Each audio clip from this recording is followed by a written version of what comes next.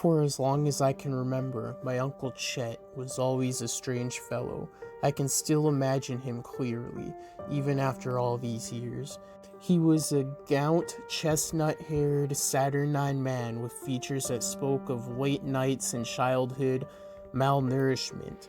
He was spacey, spoke very little unless spoken to, and gave off the impression he was always half listening during conversations. He wasn't homeless, though he looked it, and we never visited him, rather he visited us. He was never seen without gloves on, always the same ratty, moth-eaten mechanic's gloves that he had worn for years. My parents loved him and all, but didn't seem to really want him around whenever he came to visit. I, of course, was brought up to love him at an arm's length as well, albeit with healthy skepticism. I couldn't think of a single time my parents showed him any physical signs of affection other than beleaguered smiles and pats on the shoulder from as far back as they could reach. I was told to keep my distance. I thought at the time maybe he had some mental illness or had a drug problem. I don't know. As far as I could tell at the time, there was no discernible reason for him to be held at an arm's length. He never did anything to hurt the family that I know of, but we were the only ones who would have anything to do with him. I knew so little about him. I don't know if he was related to me paternally or maternally, or just a surrogate. He was just refused to as an Uncle Chet by everyone.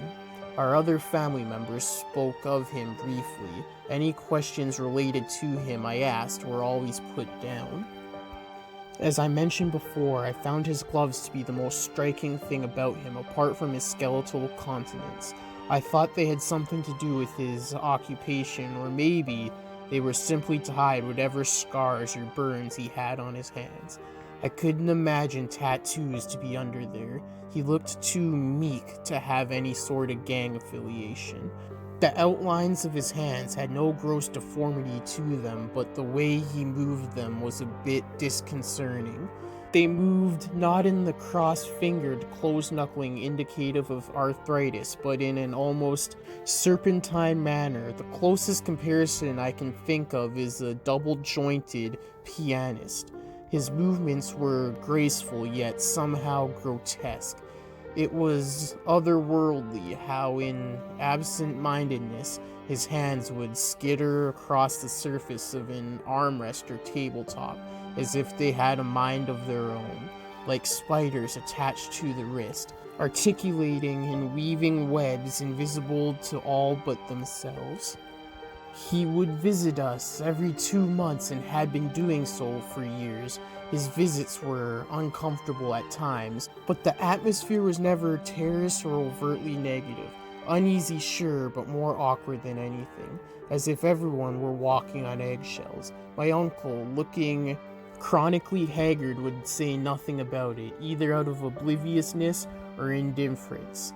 And though it was more at our expense than his, a small warmth was visible against his pallid complexion as it donned a look of feeble contentedness.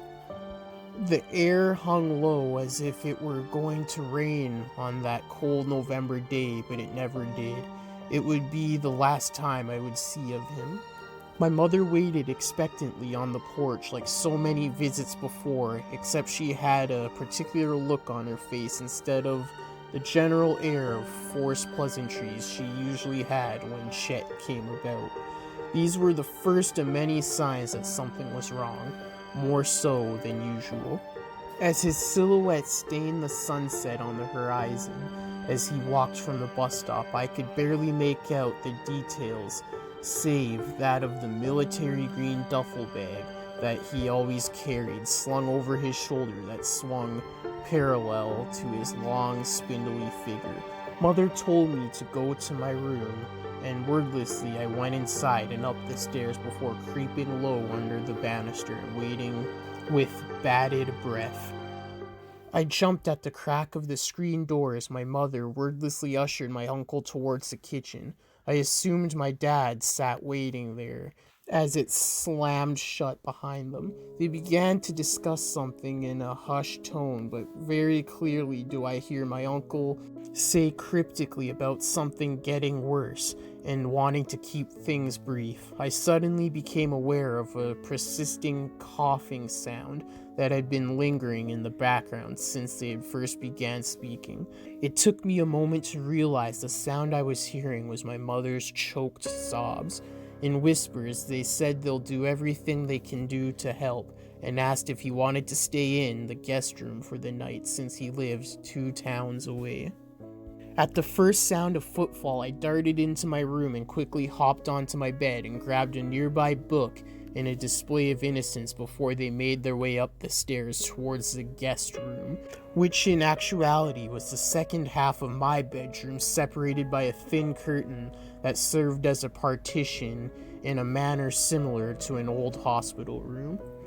As their funeral-like procession passed my threshold, Uncle Chet gave a weak smile and a curt wave as they came in. As they drew the partition, a misshapen lump jutted against the bag fabric for a second, as the bag itself, alongside my parents and uncle, disappeared behind the curtain. The next few hours were spent in an uncomfortable silence. Uncle Chet seemed to be in his own world behind the wall of dropped cloth, saying nothing to me. Dinner wasn't much different. Everyone ate quietly. Uncle Chet was wearing his gloves at the table like usual, pecking at his food. As I lay in bed that night, sleep eluded me as it always did whenever Chet was around. I rolled over and stared at the sheet separating the rooms. I was dreadfully aware of how suffocating the silence was. The air was still. It didn't seem to move whatsoever. I thought to myself that there was another living being in the room with me, hidden away behind a thin sheet. I couldn't even hear him breathe. I imagined him just laying there, somehow knowing I was awake, and returning my stare unseen, just watching and waiting for something. My jaw was rigid as I heard a soft coo followed by fabric ruffling from his side of the room. Chet's feet hit the floor as my eyelids slammed shut immediately. I waited to hear the curtain being drawn back sharply before feeling well-worn leather against my mouth and neck. Minutes passed. Nothing happened. I don't remember falling asleep, but I remember being half awake and terrified as I fought the urge to open my eyes early in the morning. As I heard the footboards creaking and the soft of the curtain being slowly pulled back, I didn't get out of bed until I heard the screen door shut downstairs.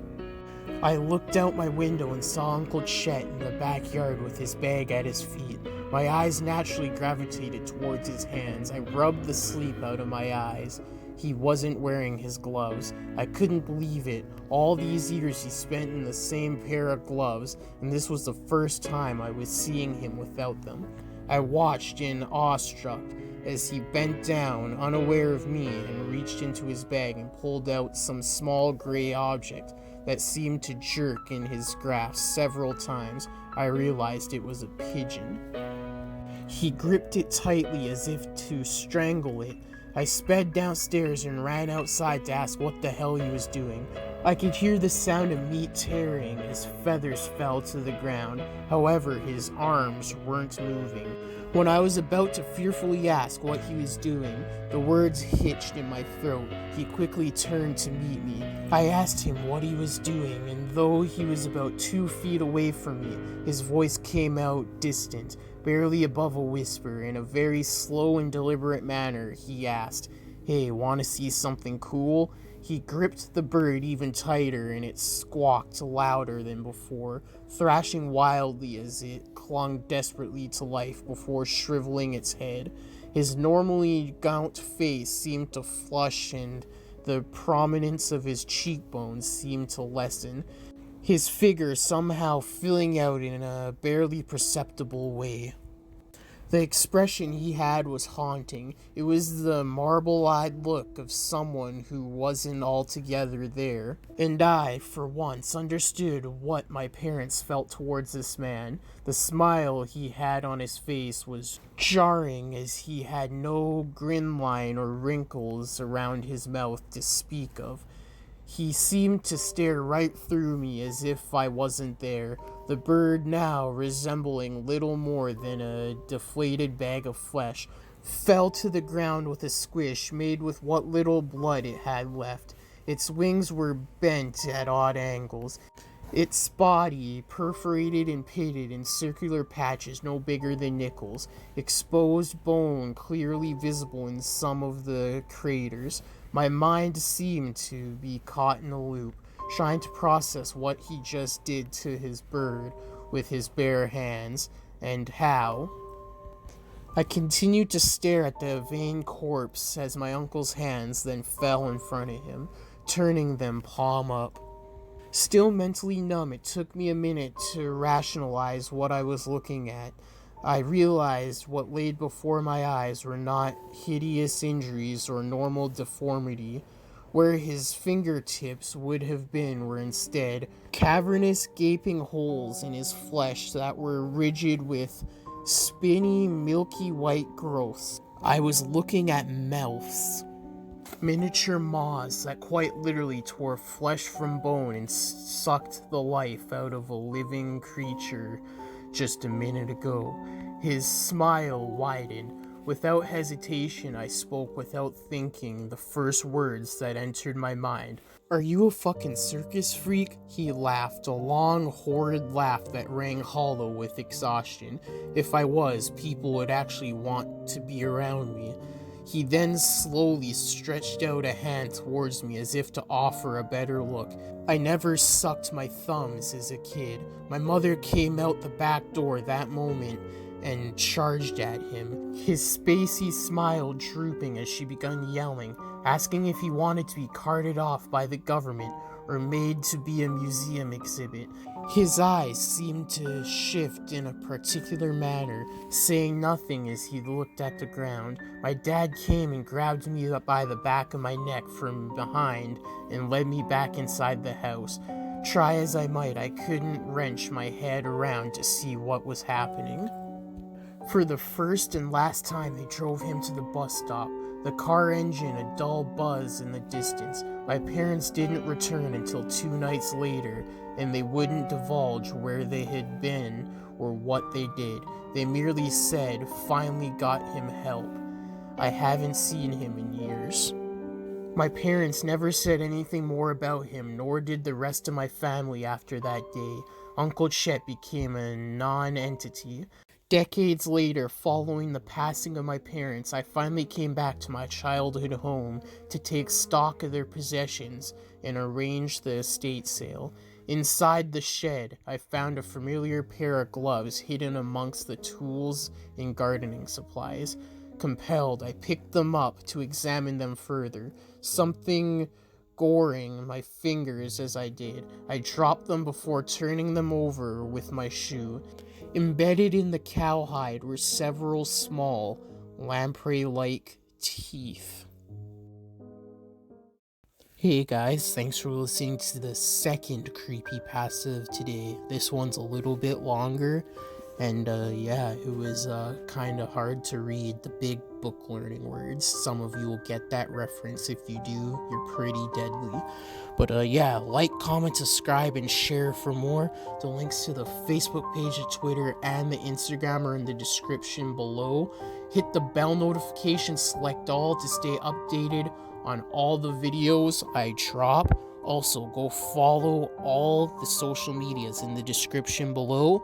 Also in the description below is a source to today's creepypasta and the music used. I also upload 6 times a week, Monday to Saturday, 1 video a day, so stay tuned for all of those. Also in the description below is my email address, so send me what creepypasta you'd want to hear next, or if you have your own. So send it to the email or to one of the social medias. But yeah, until next time in the Deadly Zone, stay deadly and stay spooky.